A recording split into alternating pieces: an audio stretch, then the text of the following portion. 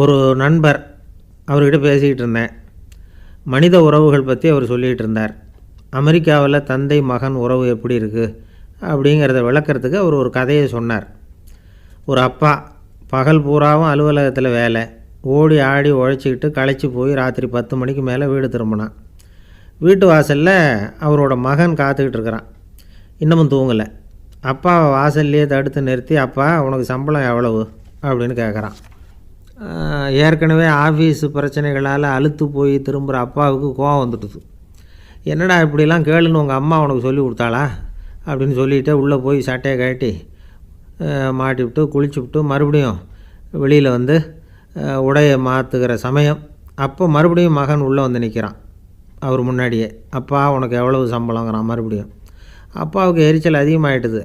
மணிக்கு $20 போதுமா அப்படின்னார். அப்படின்னா எனக்கு ஒரு $10 தர முடியுமான்னா மகன். இதுக்கு தான் என் சம்பளம் எவ்வளவுன்னு கேட்டியா? 2ஆம் வகுப்பு படிக்கிற உனக்கு எதுக்குடா $10 அப்படின்னு கத்திவிட்டு தொலைக்காட்சி பெட்டியின் முன்னாடி போய் உட்காந்துக்கிட்டு ஏதோ நிகழ்ச்சியை பார்க்க ஆரம்பிச்சிட்டார். கொஞ்ச நேரம் கழித்து மறுபடியும் மகன் வந்து நிற்கிறான். அப்பா ப்ளீஸ் எனக்கு ஒரு $10 கொடுக்க முடியுமா? மகனுடைய கண்களில் கண்ணீர். என்னடா அவன் கண்ணீரை காட்டி காரியம் சாதிக்கலாம்னு பார்க்குறியா? ஒரு காசு கூட கொடுக்க மாட்டான் போ அப்படின்னு விரட்டி விட்டான். மகன் கண்ணீரை தொடச்சிக்கிட்டே கண்ணை தொடச்சிக்கிட்டு பேசாமல் போய் படுத்துக்கிட்டானான். கொஞ்ச நேரம் ஆச்சு. அப்பாவோட கோபம் கொஞ்சம் கொஞ்சமாக குறைஞ்சிது. பிள்ளைகிட்ட கோபமாக கத்துனது தப்பு தாங்கிறது புரிஞ்சுது அவனுக்கு. எழுந்திரிச்சு போனான், படுக்கை இறக்கி போனான். மகனை பார்த்தான். அவன் தலையணையை கட்டி பிடிச்சிக்கிட்டு அழுதுகிட்டு இருக்கிறான். அவனை மெல்ல நெருங்கி அவங்ககிட்ட எதமாக பேசுகிறதுக்கு ஆரம்பித்தானான். எதுக்குடா உனக்கு $10 பள்ளிக்கூடத்தில் கேட்டாங்களா அப்படின்னு கேட்டானான். மகன் சொல்லியிருக்கான், இல்லை டாடி, உனக்கு 1 மணி நேரம் சம்பளம் $20ன்னு சொன்னேன். நீ ஏற்கனவே எனக்கு கொடுத்த பாக்கெட் மணி $10 என்கிட்ட இருக்குது. இப்போ நீ இன்னொரு $10 கொடுத்தீங்கன்னா அதையும் சேர்த்து $20 ஆகிடும். அந்த $20 நான் உனக்கு கொடுத்துருவேன். அப்படி கொடுத்தா நீ என் கூட 1 மணி நேரம் செலவழிப்ப இல்லையா? அதுக்காக தான் $10 கேட்டேன் அப்படின்னு சொன்னானான். அந்த அப்பா கண்ணு கலங்கி போச்சான். ஆதரவோடு தன்னுடைய மகனை கட்டி பிடிச்சி அழ ஆரம்பிச்சிட்டாராம். இதுதான் நண்பர் சொன்ன கதை. அமெரிக்கா மட்டும் இல்லை, உலகம் பூராவும் இன்றைக்கி மனித உறவுகள் இப்படி தான் மாறிட்டுருக்கு. பெரியவர்கள் அறிவுரை என்ன தெரியுமா? உங்கள் குழந்தைகளிடமிருந்து குழந்தை பருவத்தை பிரித்து விடாதீர்கள் அப்படிங்கிறது தான். அதாவது இன்றைய குழந்தைகள் தங்கள் பிருந்தாவனத்தை இழந்து விடுகிறார்கள் அப்படிங்கிறது அவங்களுடைய கருத்து. இந்த நிலைக்கு நாம் காரணமாக இருந்துடக்கூடாது. குழந்தைகளோட விளையாடுவோம், குடும்பத்தோடு உறவாடுவோம் அப்படிங்கிறது தான் நம்முடைய நோக்கமாக இருக்கணும். இன்றைய உறவு முறைக்கு இன்னொரு உதாரணம் சொல்லுவாங்க. ஒருத்தர் வந்தாராம். அவர் பக்கத்தில் ஒரு சின்ன பையன். நாம் அவரை விசாரிக்கிறோம், யார் இந்த பையன் அப்படின்னா அவர் சொல்கிறார், இவன் எனக்கு தூரத்து உறவு அப்படின்னாராம். இந்த தூரத்து உறவுன்னா எப்படின்னு இருக்கான். இதுக்கு அவன் சொல்லியிருக்கிறான், இவன் எங்கள் அப்பாவுக்கு 8வது புள்ள அப்படின்னானான். ஒருத்தன் எப்படி நடந்துக்கிறாங்கிறத வச்சு தான் அந்த ஆள் எப்படிங்கிறத நாம் முடிவு பண்ணுறோம். ஆளுமைன்னு சொல்கிறோம்ல, அதுக்கு சூழ்நிலைகளை ஆளுகின்ற தன்மை அப்படின்னு விளக்கம் கொடுக்குறார் ஒரு உளவியல் நிபுணர். சரி, ஒரு மனிதனுடைய ஆளுமையை உருவாக்குகிற விஷயங்கள் என்னென்ன? பிறப்பு, வளர்க்கப்பட்ட விதம், படிப்பு, நண்பர்கள், சமுதாயம், இப்படி நிறைய உண்டு. ஆளுமையின் அடிப்படையில் சில மனநோய்கள் உண்டாகுது. அதெல்லாம் என்னென்னங்கிறத தெரிஞ்சு வச்சுக்கிட்டோம்னா நம்ம கூட இருக்கிறவங்கள அடையாளம் கண்டுபிடிக்கிறதுக்கு அது ரொம்ப உபயோகமாக இருக்கும். ஃப்ரெனாய்டு ஆளுமை அப்படின்னு ஒன்று. இந்த கோளாறு உள்ளவங்க எப்படி இருப்பாங்க தெரியுமா? அதிக உணர்ச்சி, சந்தேகம், பொறாமை இதெல்லாம் அதிகமாக இருக்கும். வளைஞ்சு கொடுக்க மாட்டாங்க. அடுத்தவங்களோட இணக்கமான உறவு இருக்காது. அவங்க செய்கிற தப்புக்கெல்லாம் அடுத்தவங்களை குறை சொல்லிகிட்டு இருப்பாங்க. இது ஒரு ரகம். அடுத்தது ஸ்கிசாய்டு ஆளுமை அப்படின்னு சொல்கிறாங்க. இந்த கோளாறு உள்ளவங்க அடுத்தவங்களோட பழக கூச்சப்படுவாங்க. சின்ன வயசுலேயே இது ஆரம்பமாயிடுது. பகல் கனவுலேயே சஞ்சரிப்பாங்க. அவங்களுடைய விரோதம், கோபம் இதை கூட வெளியில் காட்டிக்க முடியாமல் இருப்பாங்க. இவங்களுக்கு அகமுகம், பிரச்சனைகள்லேருந்து ஒதுங்கி எதுலேயும் ஈடுபாடு இல்லாதவங்களாக இருப்பாங்க. இப்படி ஒரு ரகம். அடுத்தது சைக்ளோதமிக் ஆளுமை அப்படின்னு சொல்கிறாங்க. அது என்னென்னா, உணர்ச்சிகளில் ஏற்றத்தாழ்வு அதிகமாக இருக்குமா. சில சமயம் பார்த்தா மகிழ்ச்சியாக இருப்பாங்க, சில சமயம் சோகமாக உட்காந்துருப்பாங்க. அவங்க மனநிலைக்கு தகுந்த மாதிரி சமூக நிகழ்ச்சிகளில் பங்கெடுத்துக்குவாங்க. இன்னொரு வகை என்னென்னா எண்ண பீடிகை ஆளுமை அப்படின்னு பேர் வச்சுருக்கிறாங்க. அதுக்கு இவங்களுக்கெல்லாம் கரெக்டாக இருக்கணும் எல்லாம். சட்டத்திட்டம் இதுலேயும் ஒரு ஒழுங்குமுறை, இப்படி எதிர்பார்க்குற மனோபாவம். இவங்க எதிர்பார்ப்புக்கும் வரன்முறைக்கும் மற்றவங்க கட்டுப்படணும்னு நினைப்பாங்க. இந்த நிலைமை நீடித்தா என்ன ஆகும் தெரியுமா? அலைக்கழிக்கிற எண்ணங்கள் திரும்ப திரும்ப ஒரே செயலை செய்ய தூண்டுற மனத்தளர்ச்சிக்கு ஆளாயிடுறாங்க. அடுத்தது ஹிஸ்டீரியா ஆளுமை. சின்ன விஷயத்தையெல்லாம் பெருசுப்படுத்தி நாடகமாக்குற நடிகர்கள் இவங்க. உணர்ச்சி அதிகம் உள்ளவங்க. இவங்க மன எழுச்சியில் பக்குவமின்மை, குழந்தைத்தனம், முதிர்ச்சியின்மை எல்லாம் இருக்கும். தன்னலம் மிக்க குணம், பிறர் தன்னை மட்டுமே கவனிக்கணும்னு நினச்சி செயல்படுறது, இதெல்லாம் இவங்க அடையாளம். அடுத்த ரகம் எப்படின்னா வளர்ச்சியற்ற ஆளுமைன்னு சொல்கிறாங்க. அடுத்தவங்களோட இணங்கி போக முடியாதவங்க, அறிவு, மன எழுச்சி, சமூக உறவு இதில் எல்லாம் போதுமான வளர்ச்சியையும் நிறைவையும் பெற முடியாதவங்க. இவங்களால வாழ்க்கையில் முன்னேற முடியாது. பிச்சைக்காரங்க, குற்றவாளிகள், இவங்ககிட்டெல்லாம் இது மாதிரியான ஆளுமை அதிகமாக இருக்குமா. அடுத்தது என்னென்னா சோர்வுடைய ஆளுமை. எதுலேயும் உற்சாகம் இல்லாமல் சோர்ந்து போயிருப்பாங்க. அதுக்கெல்லாம் நமக்கு வலிமை இல்லைப்பா அப்படின்னு சொல்லிகிட்டு இருப்பாங்க. சின்ன விஷயங்களுக்கெல்லாம் அதிர்ச்சி அடையிறது, வாழ்வின் சுவையை அனுபவிக்க முடியாதவங்க. இன்னொரு ரகம், இது கொதித்தெழும் ஆளுமைங்கிறாங்க. எதுக்கு எடுத்தாலும் ஆத்திரம், குரோதம், வன் செயல் இதிலெல்லாம் ஈடுபாடு, இப்படி உள்ளவங்க. நத்தை வகை ஆளுமை அப்படின்னு ஒன்று. அடுத்தவங்க மேலே விரோதம் இருக்கும், அடிக்கணுங்கிற எண்ணம் இருக்கும். ஆனால் அதை அப்படியே வெளியில் காட்டாமல் அதே சமயம் அமைதியான முறையில் வெறுப்பை வெளிக்காட்டுற ரகம். இவங்கெல்லாம் பேசாமல் கம்முன்னு இருந்துக்கிட்டே நினச்சதை நிறைவேற்றிக்கிடுவாங்க. முன்ஜாக்கிரதை ஆளுமை அப்படின்னு ஒரு ரகமாக. பாதுகாப்பின்மை, சந்தேகம், முழுமையின்மை, அறவேக்காட்டுத்தனம், இந்த மனப்போக்கு அதிகமாக இருக்கிறதுனால அகம்பாவம், புடிவாதம், எச்சரிக்கை எல்லாம் அளவுக்கு மீறி இருக்கும். இதுவரைக்கும் நாம் பேசிக்கிட்டு இருந்த ஆளுமை பண்புகள் அளவுக்கு அதிகமாக போயிட்டுதுன்னா ஆளுமை கோளாறுகள் ஏற்படும். அதன் அடிப்படையில் மனவியாதிகள் வருமா. அதனால் இணக்கமான, எல்லாரும் விரும்புகிற இயல்பான ஆளுமையை பெறுவதற்கு நாம் முயற்சி செய்யணும் அப்படிங்கிறது மனோதத்துவ நிபுணர்களுடைய ஆலோசனை. ஒருத்தர் ஒரு மனோதத்துவ டாக்டரை தேடிட்டு வந்தாராம். டாக்டர், எனக்கு மனசில் ஏதோ வியாதி, ஆளுமை கோளாறு, அதாவது எனக்கு சீக்கிரமாக செத்து போனால் தேவையில்லைன்னு தோணுது அப்படின்னாராம். உடனே அந்த டாக்டர், சரி அப்படின்னா இங்கே இருங்க, நான் வைத்தியம் பார்க்குறேன் அப்படின்னாராம். என்னை விட யோக்கியம் இந்த உலகத்தில் வேறு யாரும் இல்லை சார் அப்படின்னார் ஒருத்தர். அவரை விட அயோக்கியன் வேறு யாரும் இருக்க முடியாதுங்கிற முடிவுக்கு கேட்டவங்க வந்துட்டாங்களாம். மனுஷனுக்கு இருக்கிற ஒரு மிகப்பெரிய குறையே தன்கிட்ட இருக்கிற குறை அவனுக்கு தெரியாமல் போகிறது தான். ஆனால் அடுத்தவங்ககிட்ட இருக்கிற குறை இவனுக்கு தெளிவாக தெரிஞ்சிடும். ஒரு ஒட்டகம் ஒரு கொக்கை பார்த்து ஒரு கேள்வி கேட்டுதான். என்ன கேள்வி தெரியுமா? உன் கழுத்து ஏன் இப்படி வளைஞ்சி போயிருக்குது அப்படின்னு கேட்டிருக்கு. இதுக்கு உடம்பே வளைச்சல். இது போய் கொக்கை கிண்டல் பண்ணுது. இன்றைக்கி மனித சுபாவமும் கிட்டத்தட்ட இப்படி தான் இருக்குது. இந்த உலகத்தில் குறையில்லாத மனிதர்கள் யாரும் கிடையாது, நாம் உள்பட. அப்படிங்கிறத முதல்ல நாம் நல்லா புரிஞ்சுக்கணும். ஒரு ஊரில் ஒரு விற்பனை நிலையம் இருந்தது. செல்ல பிராணிகளை விற்பனை செய்கிற நிலையம் அது. நாய், கிளி, பூனை இப்படி நிறைய வச்சு விற்பனை பண்ணிகிட்டு இருக்கிறாங்க. நாய்க்குட்டி விற்பனை செய்கிற பகுதியில் ஒரு சிறுவன் நின்றுக்கிட்டு இருந்தான். விற்பனை செய்கிற ஆளுகிட்ட விலை கேட்டுக்கிட்டு இருந்தான். அதோ இருக்குதே அந்த நாய்க்குட்டி என்ன விலை அப்படின்னு கேட்டானா. 1000 ரூபா அப்படின்னாரான். சரி அது வேணாம், இது என்ன விலைன்றிருக்கான். 500 ரூபா அப்படின்னாரான். இந்த சின்ன பையன் கையில் வச்சுருந்தது வெறும் 50 ரூபா தான். அதனால் இதை விட குறைச்சலாக கிடைக்குமான்னு பார்த்துருக்கான். அந்த கடையில் ஒரு மூலையில் சரியாக கவனிக்கப்படாமல் ஒரு நாய்க்குட்டி படுத்து கிடந்தது. பாவமாக கத்திக்கிட்டு இருந்தது. அதை பார்த்ததுமே இவனுக்கு அது ரொம்ப பிடிச்சி போச்சு. உடனே அந்த கடைக்காரரை பார்த்து, அதுவும் அந்த மூலையில் படுத்து கிடக்குதே அந்த நாய்க்குட்டி என்ன விலை அப்படின்னு கேட்டிருக்கான். தம்பி, அது ஒரு கால் ஊனம், அதனால் அது உன்னோட குதித்து விளையாடவோ ஓடுறதோ அதால் முடியாத காரியம் அப்படின்ட்டுருக்கார் அவர். அது தெரிஞ்சுதாங்க கேட்குறேன், அதோட விலை என்ன அதை மட்டும் சொல்லுங்களேன் அப்படின்ட்டுருக்கான்.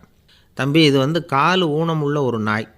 இதை போய் காசு கொடுத்து வாங்கிறதுக்கு யாராவது பிரியப்படுவாங்களா?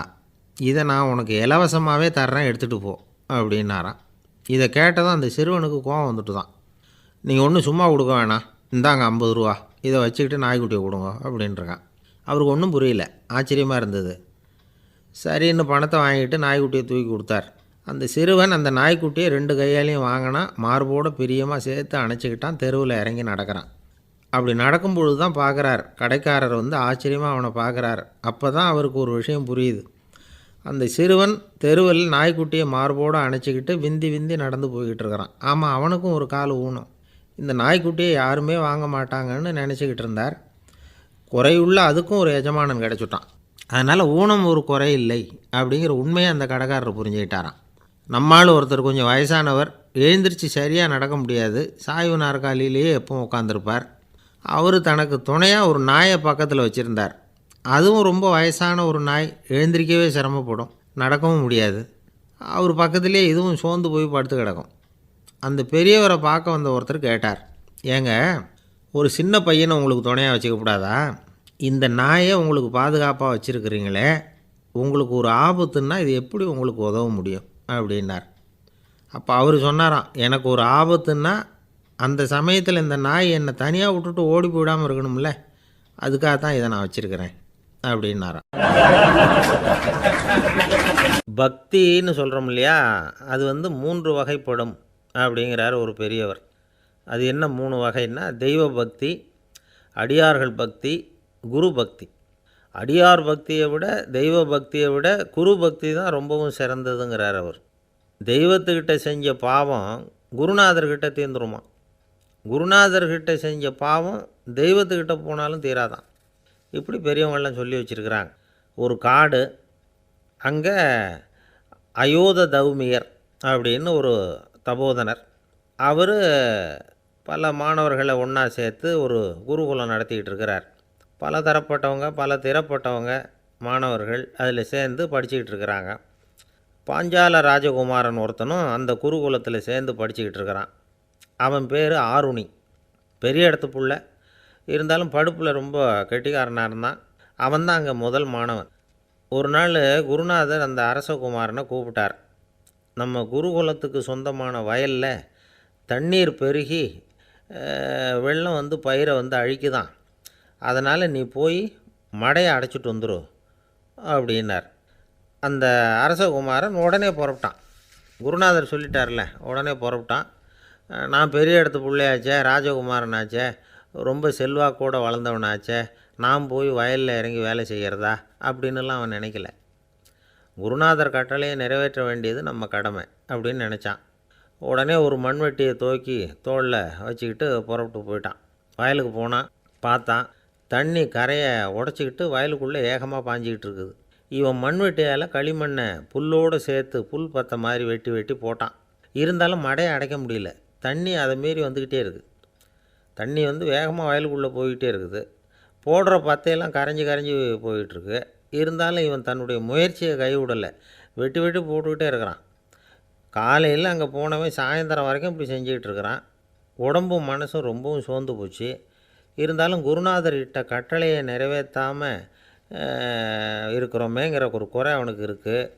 குரு கட்டளையை நிறைவேற்றாத நான் இன்னமும் இருக்கணுமா அப்படின்னு யோசனை பண்ண ஆரம்பிச்சிட்டான். என்ன செய்யலாம்னு பார்த்தான். நம்ம குருநாதர் இட்ட பணிக்காக இந்த உடம்பையே தியாகம் பண்ணலாம் அப்படின்னு முடிவு பண்ணான். தண்ணி பாயுதில் அதுக்கு குறுக்க விழுந்து அப்படியே மடையை அடைச்சிக்கிட்டு அப்படியே படுத்துட்டான். இது மற்றவங்களுக்கு தெரியாது. அன்னைக்கு ராத்திரி ஒரு விளக்கு முன்னாடி உட்காந்து குருநாதர் பிள்ளைங்களுக்கு பாடம் சொல்லி கொடுத்துக்கிட்டு இருக்கிறார். முதல் வரிசையில் இருக்கக்கூடிய ராஜகுமாரனை காணலை. நம்ம ஆருணி எங்கே போனா அப்படின்னு சொல்லி மற்ற மாணவர்களை விசாரித்தார். இப்போ அவங்க சொன்னாங்க, சுவாமி, அவன் காலையில் வயலுக்கு மடையை அடைக்கிறதுக்காக போனான், நீங்கள் தான் போக சொன்னீங்க, இன்னும் திரும்பி வரல அப்படின்னு அவர் பையன். குருநாதர் உடனே ஒரு தீவெட்டி எடுத்துக்கிட்டு மாணவர்களை அழைச்சிக்கிட்டு வயலுக்கு போனார். அங்கே போய் பார்த்தா ஆளை காணும். ஆருணி ஆருணின்னு சொல்லி சத்தம் போட்டு கூப்பிட்டு பார்க்குறார். நான் இங்கே இருக்கேன் குருநாதா அப்படின்னு காலுக்கு அடியிலேருந்து ஒரு சத்தம் வருது. குனிஞ்சு பார்த்தா அவன் மடையில் படுத்துருக்குறான். என்னப்பா இதுன்னார். காலையிலேருந்து இந்த மடையை அடைச்சி பார்த்தேன் சுவாமி, முடியல, அதனால் இப்படி குறுக்க படுத்துட்டேன். என்னை தாண்டறதுக்கு பயந்து போய் தண்ணியே தேங்கி நின்றுட்டுது அப்படின்னா. அவனுடைய குரு பக்தியையும் அவனை தாண்டறதுக்கு அஞ்சு நிற்கிற தண்ணி தேக்கத்தையும் பார்த்துட்டு எல்லாரும் ரொம்ப ஆச்சரியப்பட்டு போயிட்டாங்களாம். ஆருணி எழுந்திரிச்சு வா அப்படின்னு கூப்பிட்டாரான் குருநாதர். அவன் தண்ணீரை பொழந்துக்கிட்டு எழுந்திரிச்சு வந்தானான். அதனால் அவனுக்கு உத்தாலகன் அப்படின்னு ஒரு பேர். உத்தாலகன்னா தண்ணீரை பிளந்தவன் அர்த்தம். அந்த உத்தாலகன் மாதிரி இந்த காலத்து மாணவர்களுக்கும் குரு பக்தி வேணும் அப்படின்னு சொன்னோம் ஒரு பள்ளிக்கூடத்தில். உடனே நிறைய மாணவர்கள் எழுந்திரிச்சு நின்னாங்க. சார், நீங்கள் எங்களை இன்னமும் சரியாக புரிஞ்சுக்கலன்னு நினைக்கிறோம். அன்னைக்காவது ஒருத்தன் அப்படி இருந்தான், இன்றைக்கி ஏகப்பட்ட உத்தாலகர்கள் இருக்கிறோம். எங்கள் வாத்தியார் கட்டளை இட்டால் இப்போவே அது மாதிரி வயலுக்கு போய் மடையில் குறுக்கப்படுத்துக்கிறதுக்கு இந்த வகுப்பில் உள்ள அத்தனை பேரும் தயாராக இருக்கிறோம் அப்படின்னாங்க. அப்படியா அப்படின்னு சொல்லி கேட்டோம் ரொம்ப சந்தோஷமாக. ஒருத்தன் ரொம்ப அடக்கமாக எழுந்திரிச்சான். அப்புறம் சொன்னான், ஆமாம் சார், வகுப்பில் இவர் நடத்துகிற பாடத்தை கேட்டுக்கிட்டு இருக்கிறத விட பேசாமல் போய் மடையில் படுத்துடுறது ஒன்றும் கஷ்டமான காரியமாக இருக்காது. அதனால தான் எல்லோரும் அங்கே போகிறேன்னு சொல்கிறோம் அப்படிங்கிறான். காசியில் இருக்கிற கடவுள் காசி விஸ்வநாதர், அங்கே இருக்கிற தேவி காசி விசாலாட்சி. இவங்க 2 பேரும் ஒரு நாள் பேசிக்கிட்டு இருந்தப்போ கடவுள் சொன்னார், இந்த மனிதர்களை நாம் ரொம்பவும் நம்பிக்கையோடு தான் படைச்சிருக்கிறோம். இருந்தாலும் அவங்களுக்கு தான் நம்பிக்கை இல்லை, எதுலேயும் ஒரு உண்மையான நம்பிக்கை இல்லாமல் வாழ்ந்துக்கிட்டு இருக்கிறாங்க அப்படின்னார். என்ன அப்படி சொல்கிறீங்க? அதோ பாருங்கள், எவ்வளவு பேர் காசியை தேடிட்டு கங்கையில் குளிச்சுக்கிட்டு இருக்கிறாங்க. அவங்களெலாம் நம்பிக்கை இல்லைன்னா இவ்வளவு தூரம் தேடிட்டு இங்கே குளிப்பாங்களா அப்படின்னு நாங்கள் தேவி. சரி, அதை சோதித்து பார்க்கலாம் அப்படின்னு 2 பேரும் முடிவு பண்ணிக்கிட்டாங்க. உடனே ஒரு திட்டம் போட்டாங்க. அது எப்படின்னா, நாம் 2 பேருமே பக்தர்கள் மாதிரி உருவத்தை மாற்றிக்கிட்டு கங்கை கரைக்கு போக வேண்டியது. நான் கங்கையில் இறங்கி குளிக்கிறேன். கொஞ்ச நேரத்தில் சுழலில் மாட்டிக்கிட்டது மாதிரி நடிக்கிறேன். நீ உடனே கரையிலேருந்து சத்தம் போடு, என்னோடய வீட்டுக்காரரை யாராவது காப்பாற்றுங்களேன்னு சத்தம் போடும். அதோடு இன்னொன்று சொல்லு, யாராவது ஒரு புண்ணிய ஆத்மா அவர்கிட்ட போய் அவருடைய முடியை பிடிச்சி இழுக்கணும். அப்படி ஒரு சாபம் இருக்குது எங்களுக்கு. புண்ணிய ஆத்மா, அதாவது எந்த பாவமும் செய்யாத இல்லாத ஒருத்தர் தான் அவரை காப்பாற்ற முடியும்.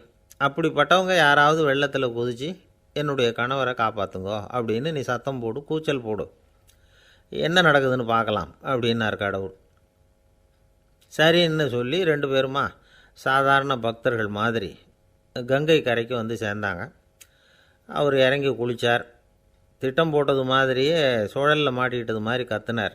கரையில் இருந்த அந்த அம்மா, ஐயோ என் கணவரை காப்பாற்றுங்களேன், யாராவது காப்பாற்றுங்களேன்னு கத்துனாங்க. பல பேர் ஓடி வந்தாங்க. உடனே இவங்க, பாவம் இல்லாத புண்ணிய ஆத்மா ஒருத்தரால் தான் என்னுடைய கணவர் காப்பாற்றப்படணுங்கிறது விதி, அப்படி ஒரு சாபம் இருக்குது, அதனால் புண்ணிய ஆத்மா யாராவது அவர்கிட்ட போய் அவர் முடியை பிடிச்சி தூக்குனா அவரை காப்பாற்றி போடலாம் அப்படின்னாங்க.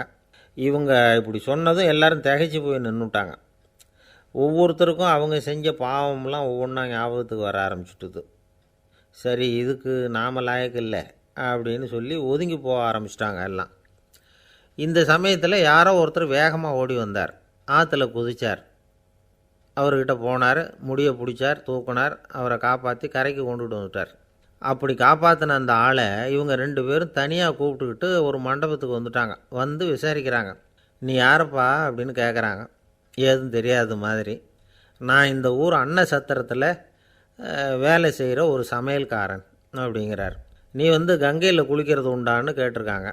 நான் இந்த ஊர்லேயே தான் இருக்கிறேன், இருந்தாலும் தினமும் கங்கையில் குளிக்கிறதில்ல, எப்போவாவது ஒரு நாள் அங்கே குளிப்பேன் அப்படின்னார். கங்கையில் மூழ்கி எழுந்திரிச்சா பாவம்லாம் தொலையும்னு சொல்கிறாங்க. அப்படி இருக்கிறப்போ அங்கே இன்றைக்கி கங்கையில் குளிச்சுக்கிட்டு இருக்கிறவங்கெல்லாம் தங்களை புண்ணிய ஆத்மாவா நினைக்கல. கங்கையில் குளிக்காத நீ உன்னை புண்ணிய ஆத்மாவாக நினச்சி என்னை காப்பாற்ற வந்திருக்கிற, அது எப்படி அப்படின்னு கேட்டார். அதுக்கு அந்த ஆள் சொல்கிறான், கங்கையில் குதித்ததுக்கு அப்புறம் தானே உங்களை காப்பாற்ற போகிறோம். அப்படி குதிக்கும் பொழுது என்னுடைய பாவம்லாம் போயிருக்கும்ல, நான் புண்ணிய ஆத்மாவாக ஆயிருப்பேனே, அதனால தான் துணிஞ்சு உங்களை காப்பாற்றினேன் அப்படின்னா. கடவுளும் தேவியும் அவனுக்கு காட்சி கொடுத்தாங்களாம். இப்படி ஒரு கதை உண்டு. அதாவது கங்கையில் குளிச்சுக்கிட்டு இருக்கிறவங்களுக்கே தங்களுடைய பாவம் போகுங்கிற நம்பிக்கை பரிபூர்ணமாக இல்லை. குளிக்காத ஒருத்தனுக்கு அந்த நம்பிக்கை இருந்தது. அதனால் அவனால் கடவுளை பார்க்க முடிஞ்சது. கடவுளை நாமளும் பார்க்க முடியுமா முடியாதா அப்படிங்கிற குழப்பம்லாம் நமக்கு வேண்டியதில்லை. நம்பிக்கையோடு வாழணுங்கிற உண்மையை மட்டும் இந்த கதையிலேருந்து புரிஞ்சுக்கிட்டால் போதும். ஏன்னா இந்த கதையை கேட்டுட்டு ஒரு நண்பன் குதர்க்கமாக ஒரு கேள்வி கேட்டான். ஏன் சார், கங்கையில் குளித்தா பாவம் போயிடும்னு சொல்கிறீங்களே, நான் எனக்கு வேண்டாத ஒருத்தனை அழைச்சிட்டு போய் கங்கையிலேயே தள்ளி விட்டுட்டு அதுக்கப்புறம் அங்கேயே முழுக்க போட்டுட்டு நான் செஞ்ச பாவத்தை அதுலேயே கழுவி விட்டுட்டு மறுபடியும் உங்ககிட்ட வந்துடுறேன்னு வச்சுக்கோங்க, நீங்கள் என்னை புண்ணிய ஆத்மான்னு ஏற்றுக்குவீங்களா அப்படிங்கிறான். ஆள் கொஞ்சம் அசந்தான் நம்மளே அங்கே அழைச்சிட்டு போனாலும் போயிடுவான். ஒரு காடு, அங்கே புத்தர் அவர் பாட்டுக்கு நடந்து போய்கிட்டே இருக்கிறார். அவருக்கு பின்னாடி ஒரு குரங்கு, அதுவும் தொடர்ந்து வந்துக்கிட்டே இருக்குது. புத்தர் திரும்பி பார்த்தார். குரங்கு அப்படியே குதித்து உயர எழும்பி ஒரு கிளையில் போய் உக்காந்துது. ஏன் இப்படி பண்ணுறேன்னு கேட்டார் புத்தர். என்னை சாதாரணமாக நினைக்க வேணாம், நான் மகாமந்தி, என்னால் எல்லாம் முடியும், முடியாதுங்கிற வார்த்தையே என்னுடைய அகராதியில் கிடையாது, என்ன வேணும்னாலும் செய்வேன் அப்படின்னுது. அப்படின்னா ஒரு பந்தயம் வச்சுக்கலாமான்னார் இவர். ஓ வச்சுக்கலாமேன்னுது. வேறு ஒன்றும் இல்லை, இப்போ நீ மேலே எழும்பி அந்த கிளையில் உட்காந்தது மாதிரி அங்கேருந்து தாவி என் உள்ளங்கையில் உட்காரணும், அவ்வளவுதான் அப்படின்னார். அப்படி உட்காந்துட்டா என்ன பரிசு அப்படின்னு கேட்டது அது. சொர்க்கத்தில் இருக்கிற மாமன்னன் மரகத சக்கரவர்த்தியை என்னோட இருக்கும்படியாக கூப்பிட்டுக்கிறேன். அந்த சமயத்தில் அவருடைய அரியணை அங்கே காலியாகிடும், நீ அதில் போய் உட்காந்துக்கலாம்.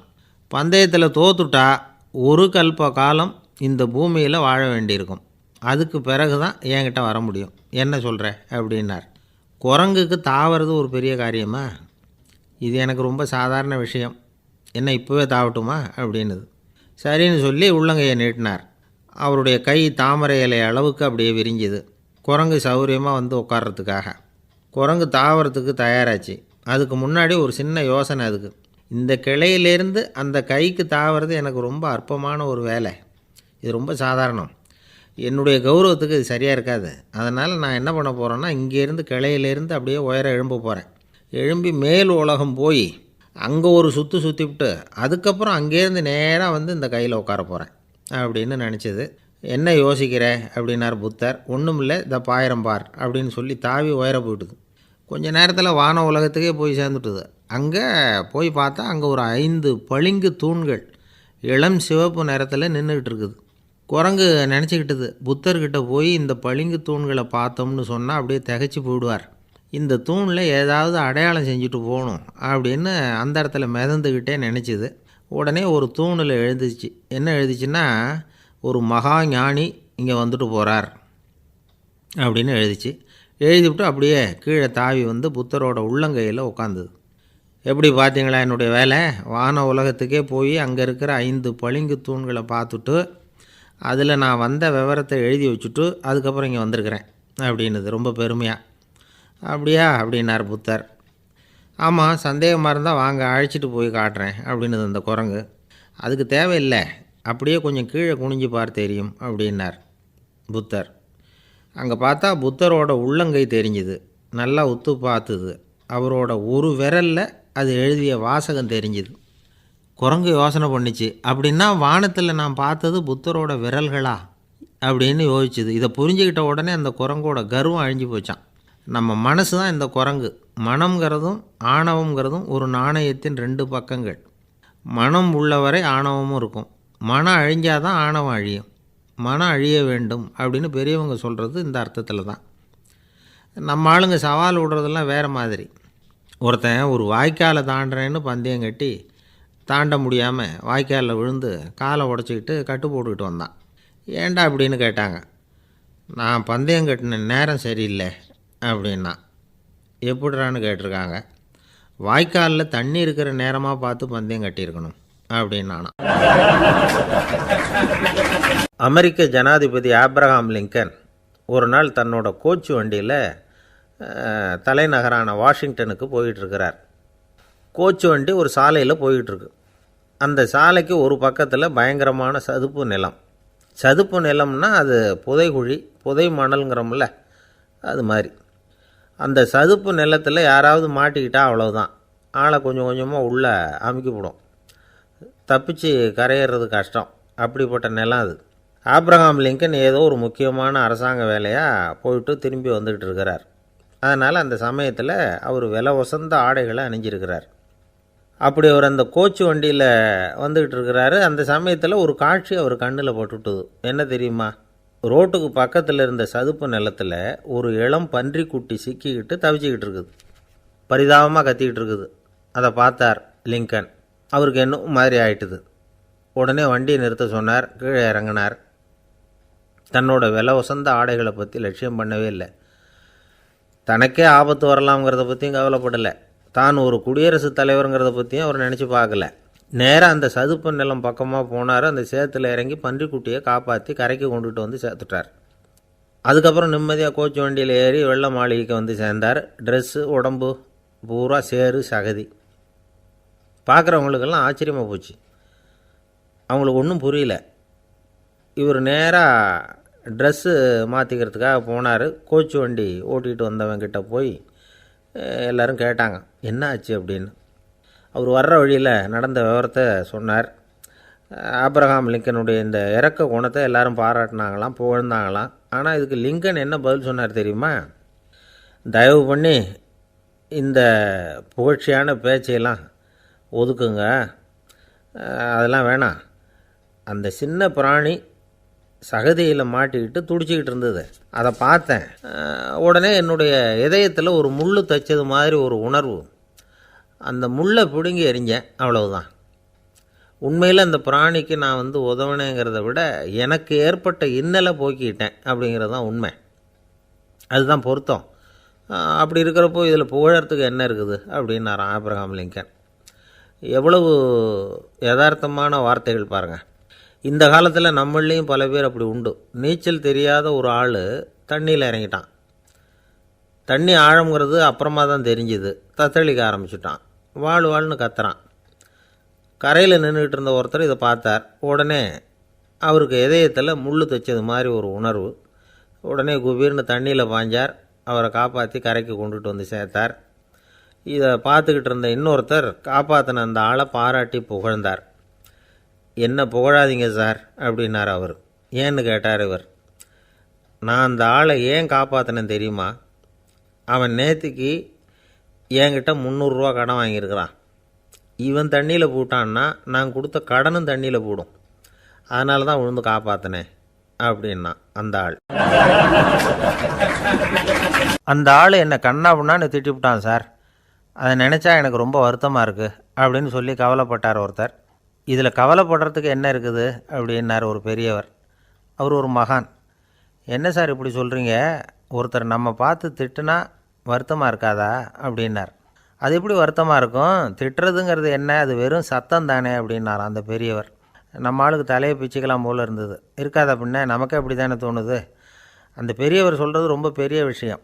அதை நாம் புரிஞ்சிக்க முயற்சி பண்ணலாம்னா நடைமுறை வாழ்க்கைக்கு அது ஒத்து வர்றது மாதிரி தெரிய மாட்டேங்குது. இருந்தாலும் அந்த பெரியவர் அதுக்கு என்ன தான் விளக்கம் கொடுக்குறாருன்னு பார்ப்போமே. ஒரு ரயில் போயிட்டுருக்கு. அதில் ஒரு சாது போயிட்டுருக்கார். அந்த ரயில் வந்து அவர் ஹரித்வாரம் போயிட்டுருக்கார். அவர் ரயிலில் ஏகப்பட்ட கூட்டம். நம்ம ஊர் ரயில் கேட்க வேணும். டிக்கெட் வாங்கிட்டு கொஞ்சம் பேர், வாங்காத கொஞ்சம் பேர்.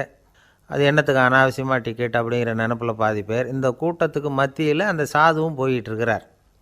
உட்கார்றதுக்காக இருந்த இடத்துல ஒரு ஆள் படுத்துருக்கிறான். கொஞ்சம் முரட்டு ஆசாமி. அவன் கால் பக்கத்தில் கொஞ்சோண்டு இடம் பாக்கி இருந்தது. அந்த இடத்துல இந்த சாது உட்காந்துருந்தார். மெதுவாக உட்காந்துக்கிட்டார் போய்.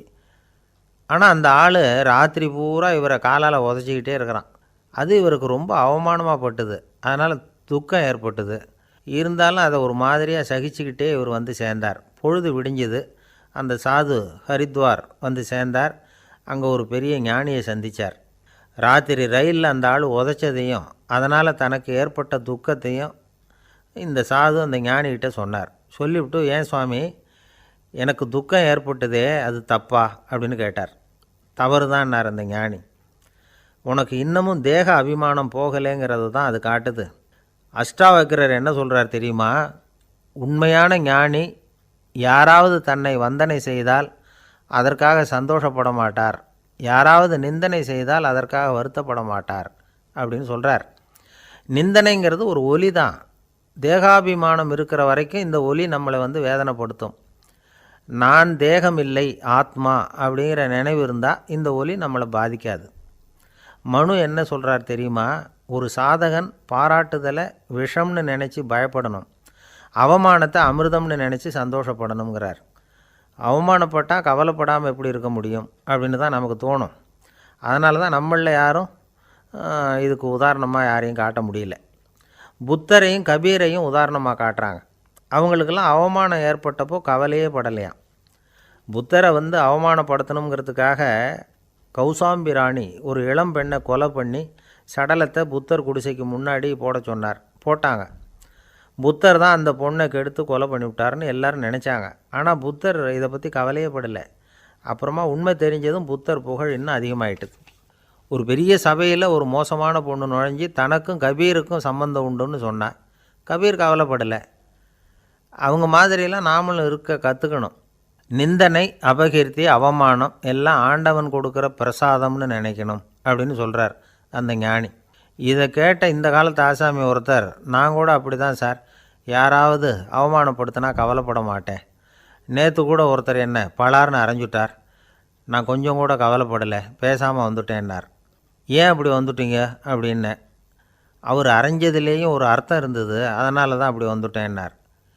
ஏன் அரைஞ்சாருன்னு கேட்டேன்.